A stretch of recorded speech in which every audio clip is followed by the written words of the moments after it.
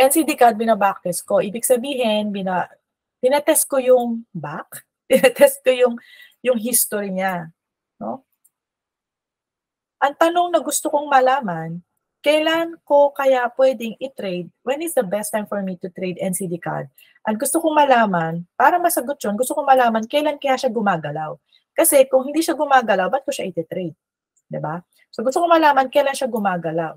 So para malaman kung kailan siya gumagalaw, gusto kong makita yung data, no, yung oras ng paggalaw niya. So paano ko, ba't ayaw ito mano? Average true. Oh, I see. Okay. So, paano ko makikita yung oras kailan siya gumalaw? Siyempre, through the history nasa kaliwa ng chart. No? So, punta lang ako sa 1 hour time frame. Pwede kahit anong oras na gusto nyo. 1 hour kasi intraday kasi ako. Usually sa 1 hour ako nagbababad. Tapos, gusto ko lang makita kung saan yung oras na nagsimula siyang umandar at saan yung oras na tumigil siya. Okay? So, ipapopulate yung data na makukuha ko. So, mano-mano to. Mano-mano ko. So, kung gusto niyo pong malaman yung mas in-explain ko itong ginagawa ko to last, I think, October 20 ng gabi. Tingnan niyo po yung live ko ng October 20th. Friday po yun ng gabi. So, diniscuss ko po ito ng mas detalyado sa YouTube channel po natin. No? Check ko lang po kung nakikita nyo yung aking Google Sheet kung saan nire-record ko yung nakukuha kong data. Okay? Sabi ko nga, sa mga nakaraan, maraming mga software na pwede nyong gamitin, pero kasi ako, gusto ko ano yung nangyari. So ako yun, no? Personality ko yun. Ayoko nagmamadali, gusto kong malaman. Kasi pag nalaman ko siya, mas magiging mabilis ako. Kasi alam ko na in the future, no? Mas magiging mabilis ako in the future kapag nalaman ko ngayong nagsisimula pa lang. Ang problema sa Zoom, hindi naman tayo makapag-live sa YouTube. Okay, paki-like, subscribe, share, follow nyo po yung mga social media natin para makadiretso yung live na po ako sa YouTube, no? Paki-subscribe po dito sa YouTube channel natin. Pag meron kasi silang mga tawag dito. Meron silang mga requirements, number of subscriber, bago ka makapag-live sa YouTube, diretso. So, please, paki-subscribe po kung nakakatulong kami sa inyo para at least makapag-live na tayo diretso sa YouTube at mas lumaki na yung screen natin. So, hindi ko siya kayang, hindi ko kaya yung i-program na may basta na lang tayong subscriber dyan, no? So, natapos tayo kahapon ng September 7, 2023. September 7, September 8. So, dito tayo natapos. 6 o'clock. Pataas. So, ito ata yun. September 7. Tapos ako dito, around here. Okay. So, next, ito. So, tinignan ko lang po yung mga movement na mas mataas sa 30 pips. Okay. Kasi ako, gusto ko lang naman makakuha ng 20 to 100 pips per day. So, kung meron akong dalawang market, 20-20 yun, o 30-30, may 60. Diba? So, kung meron akong tatlong market, di may 90 ako doon, kung may 30 ako. So, kailangan ko lang po, gusto ko lang malaman kung kailan siya mag-move ng 30 pips pataas. Ngayon, kung kayo naman, ang TP nyo, mga 50 to 100, ang gusto nyo TP, edi isukatin nyo yung mga mas mataas sa 50 na movement. Diba? Kasi ito pong backtest na to, gagamitin ko para sa trade ko. So, yun yung personal kong hinahanap. So, kung meron kayong ibang hinahanap, adjust nyo na lang yung mga requirements. Pero, pwede nyo gawin yung ginagawa ko. So, from September 8, 6 o'clock, hanggang dito sa September 8, congrats kay Ogie. Tapos na niya yung backtest nito. So sabi ko, anong realization mo? Napili ka na ba ng time kung kailan ka magte-trade? O ite-trade mo ba yung NCD card? Swak pa siya sa requirements na hinahanap mo. Number of pips, time to trade, isang araw. So, inaisip pa raw niya kung ano yung gagawin niyang diskarte. So, pwede niyong gawin Ito sa ibang market, yung market na tinitingnan niyo na puwede na parang possible yung maging ano, market niyo. Sabi ko nga last time, halos hindi lang halos, talagang every month, siguro twice a month, mga pagkatapos ng mga sahuran, makikita ko, asahan ko yung asawa ko nasa Zara, okey? Kasi suki siya ng Zara. Yung tindahan ng Zara, gusto niya yung mga paninda dun. Kaya meron ng naka-budget dun 'no, na parte ng sahod niya. So gano'n din sa market. So saan kayong market na mas magugustuhan niyo, yung magiging suki kayo dun. So paano niyo malalaman, siyempre kailangan niyo ng data. Puwede ba namang bibili kayo basta basta bibili ako dun, 'di mo alam kung anong tinda dun, 'di mo alam magkano tinda. Kailangan mo malaman kung ano yung nasa loob nun. Ito yung ginagawa natin, bina-backtest natin. Fit ba sa atin 'tong NCD card o kung ano man yung market na iba-backtest na bina-backtest mo sa for now. May nag-comment ata nung nakaraan, "May matitipi ka ba diyan, 30 pips?" Okay, kung wala kayong matitipi sa 30 pips, lakihan niyo. Depende sa needs niyo 'yan, guys. Okay? Iba-iba tayong mga trader. Ano 'to?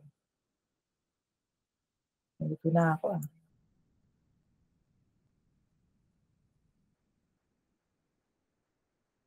Hmm. Iba-iba tayong mga trader. Ang tinuturo ko sa inyo, ways. And then yung ways na yon ilapat niyo sa personality niyo, sa oras niyo, sa schedule niyo, sa strategy niyo, sa diskarte niyo. 'Yun, okey? So, kahit yung mga Millionaires Club members, sabi ko sa kanila, kung matuto kayo, magkaroon kayo ng sarili niyong strategy na na-discover niyo, na fit sa inyo, mission accomplished si coach. Kasi magkaiba tayong tao. Pero kung medyo gumana sa'kin, gumana rin sa'yo, eh, di maganda rin. Win-win, 'di ba? Kung gumana sa'kin, di gumana sa'yo, pero natutu na may natu na natu may natutunan ka doon sa pamamaraan ko, medyo babaguhin mo lang ng konti, halimbawa number of pips, dadagdagan mo lang yung mga nakulangan ka lang sa item ko rito kasi 4 lang 'tong sa akin, 5 pala, sa'yo gusto mo mga 10. At least 'di ba, natututunan ka. What's this?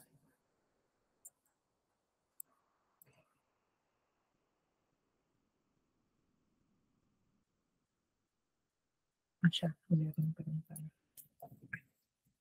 After nito, kakaroon naman ako ng yung trabaho ko naman. Kailangan kong magsulat. Yun yung trabaho ko ngayon, nagsusulat. And then after ko magsulat, kailangan kong mag-budget sa bahay. After ko mag-budget sa bahay, kailangan ko ng sikasuhin yung mga bata dahil uuwi na sila. So ako rin po, hindi lang ito ginagawa ko. Siyempre, mamaya kailangan ko ng time para iplano ko yung mga trade ko for this week. Kahapon dapat yun, hindi ko nagawa.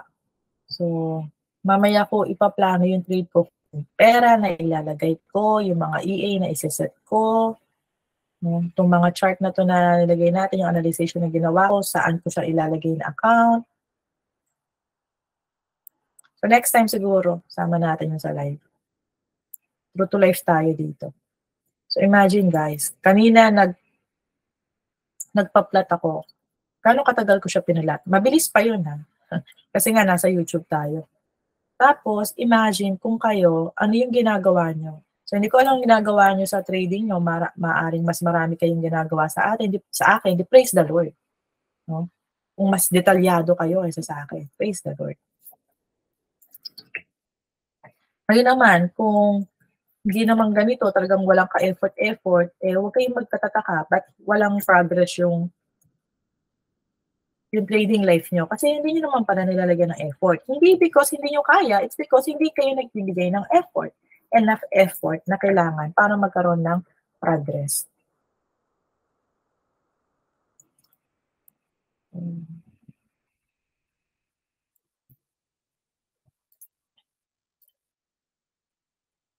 Yung ko to, consolidation. Ako yan. Ito.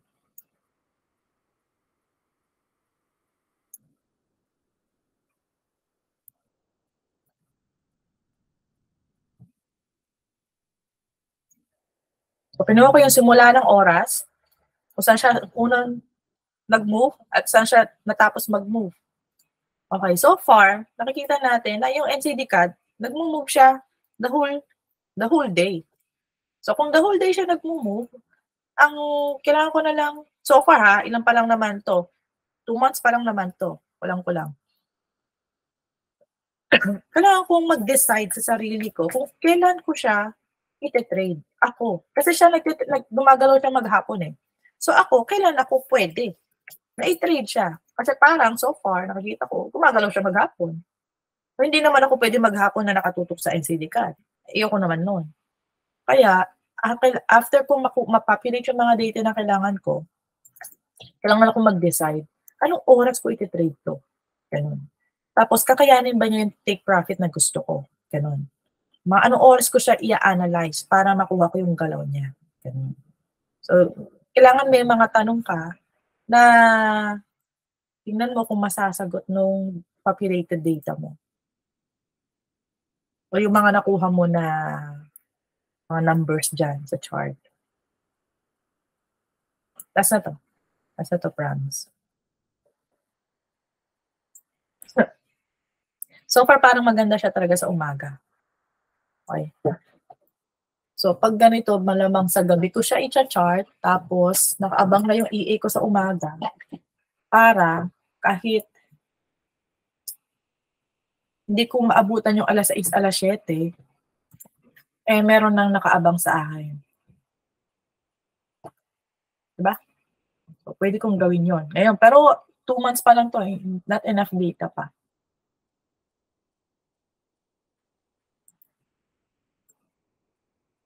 Yun lang yung mga possibility na pwede yung maging conclusion. Mga kayo nagbabaktest mo. Last na to. Have to stop. Sabi ko pang trabaho. Okay, guys ha. Nakakatulong ba kami sa inyo? Kung nakakatulong po ang Great Forex Philippines, please naman po, yan. So mag-advertise muna tayo. Kung nakakatulong po kami ang Great Forex Philippines, kung nakakatulong po ako si Coach Jenny sa inyo, paki-follow, paki-like, paki-subscribe, kung ano man po yung mga usong ginagawa nila ngayon dahil everyday nagbabago sila. Ngayon may pa-star na sila. Okay? So paki naman po. Paki-subscribe, paki-share, paki-follow, paki-star. Para naman po mas lumaki pa yung reach natin and makakatulong pa po tayo sa ibang mga Pilipino. So, bye everyone. I hope nakatulong po ako, ang team po namin sa inyo. And God bless po. Sa Thursday po, meron kaming live.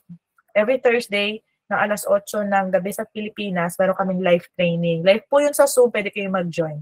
So, hopefully, makita po namin kayo doon. Saan lang po kayo ng reach out lang po kayo. Pwede kayo mag-reach out sa YouTube, pero mas maganda po mag-reach out kayo sa Facebook. Yung po mga links nasa description box. Pakicheck po. Bye-bye. God bless.